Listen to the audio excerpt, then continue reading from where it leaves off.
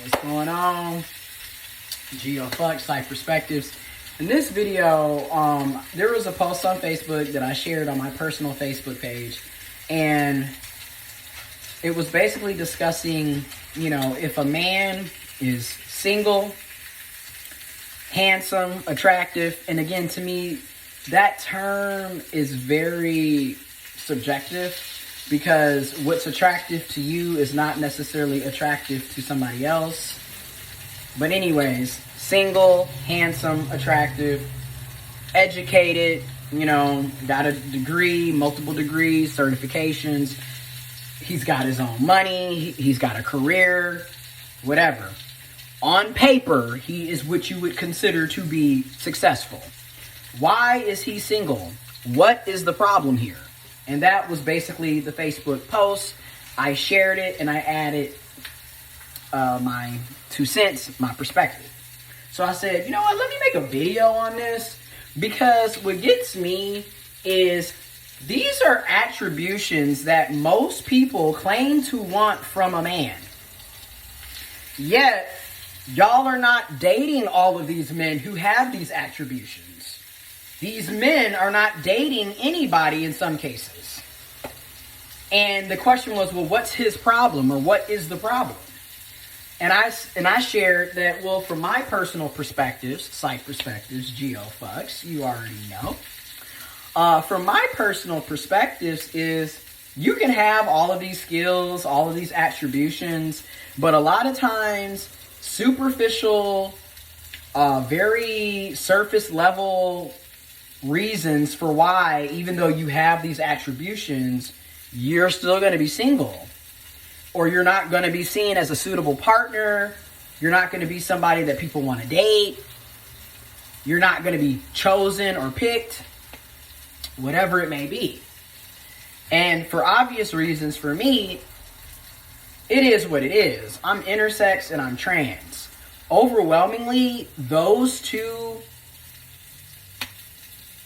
identifiers, social identities, make it very difficult for me to actually date and meet people.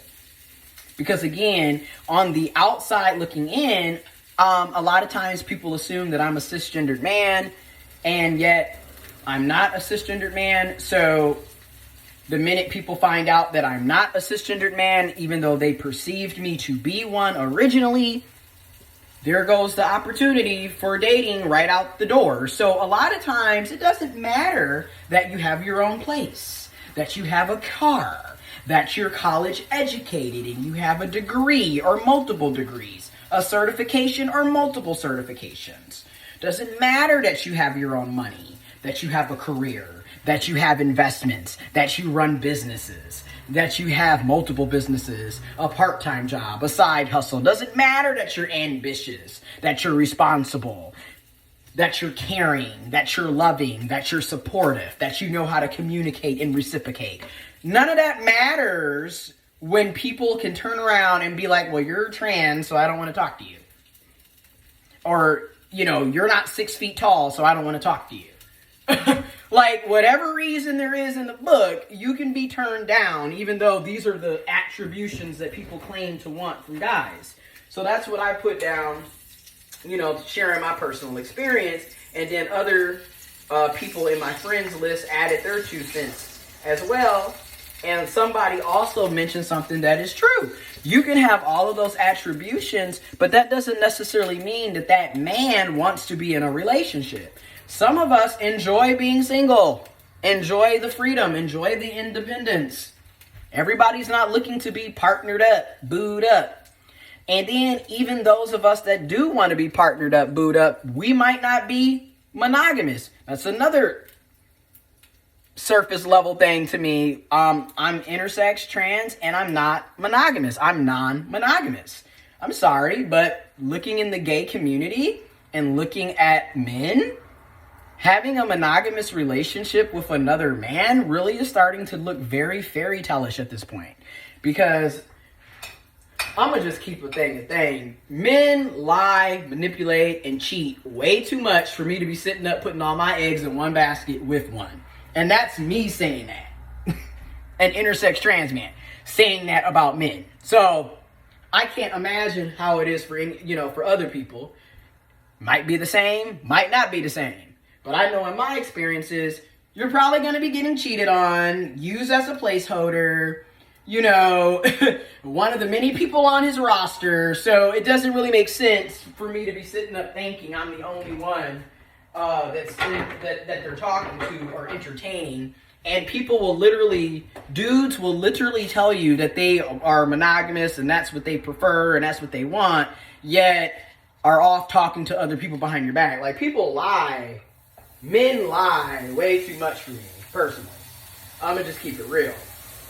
Like, where's the integrity? Why not just keep things real in the first place and, from the get-go? But that's a whole nother discussion. And then another friend wrote in the comment that, well, some men can have all of those attributions, but they have mental health issues that make it very difficult for them to date and to be in a relationship. And that's also very true. That is very true. And of course, somebody can argue that that's ableist to not want to date somebody because they have mental health problems. Yet at the same time, while that can be seen as ableist, it's also a valid reason not to want to date somebody. I'm just going to keep it real. Just like how y'all use me being intersex and trans.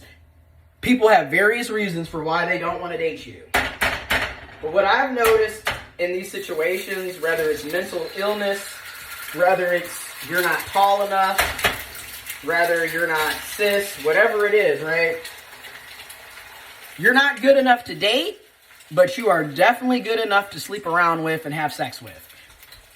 You can have a mental illness, you can be bipolar, you could be schizophrenic, you can have major depression, you can have BPD, borderline personality disorder, etc. But you are good to have sex with. You can be intersex, you can be trans, but you are good to have sex with. But when it comes to them wanting to be in a relationship with you and actually settle down, actually commit to you, actually, want to truly go on dates and date you, no, you're not good enough for that, but you're good enough for the bedroom. So, again, I've lived the experiences, so I just thought, let me make a video to discuss my 2 cents outside of the Facebook post that I reshared on my personal page. If you are on Facebook, like Creators Vent Collective Facebook page. That is a public Facebook page, so you can definitely follow me on there and the rest of the Creative Vent Collective crew. We will be posting a lot more on there, so stay tuned. But yeah, let me know what you think. He's educated, he's got a career, he has his own money, he has his own place, he has his own job. Why is he single? Does he have a problem? Is he the problem? What is the problem? Let me know what you think.